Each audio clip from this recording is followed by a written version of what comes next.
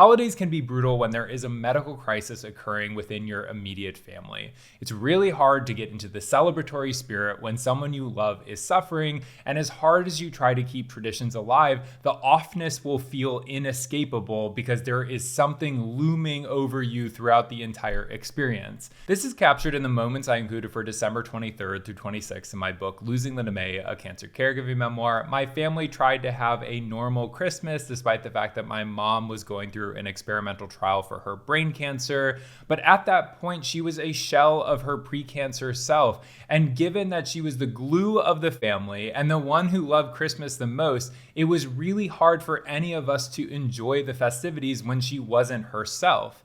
And we all had lingering in our minds the fact that this was her last Christmas. We didn't know that for certain because at that point we had not seen whether or not the first cycle of the experimental trial was moving the needle and helping to slow the progression of her cancer. But based on how much she was deteriorating, it didn't feel likely that even if it was working, that she would survive another year. So we all wanted this Christmas to feel special, but once again, it was hard to achieve that when everyone was feeling so depressed.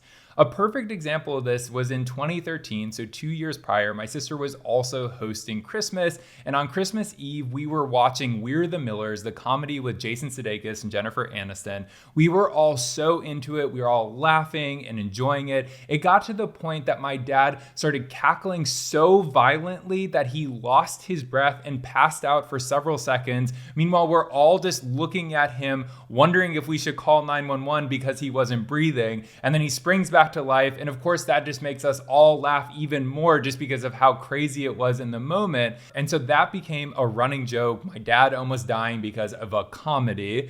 And then my sister, mom, and I stayed up drinking wine, gossiping, and wrapping all of the Santa gifts for the kids. It was such a lovely evening and so representative of all the Christmases prior. By comparison, in 2015, my mom went to bed really early because she was exhausted. Then we were all just kind of hanging out in the main living room, but not really watching anything very loud on TV. It was just whatever Christmas movie was playing, nothing that we sought out to watch ourselves. We didn't want to disturb mom because she was just down the hall.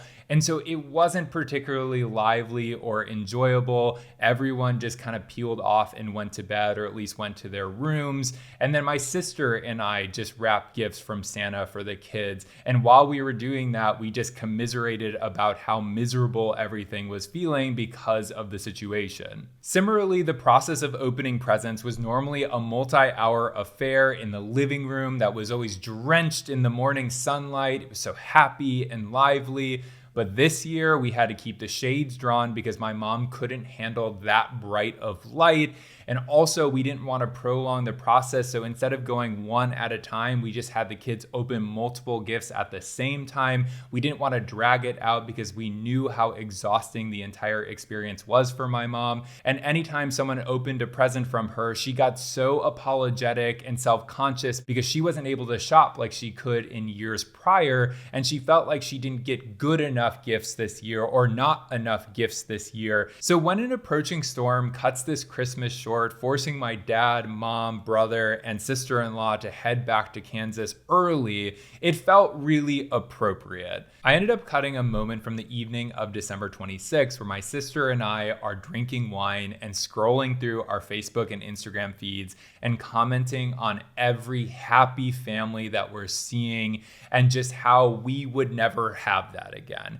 Even if my mom survived another year, it would be another miserable Christmas. And if she passed away, we would never be whole again. And so if you are struggling during the holidays, don't do what we did. Don't go on social media. Save yourself because it will only make you feel worse. As I say in my book, this Christmas will be one that I do not choose to remember, but one that I will never forget. I am sure anyone who has lived through a similar experience will relate to that sentiment. Holidays will always feel bittersweet when a medical crisis is occurring.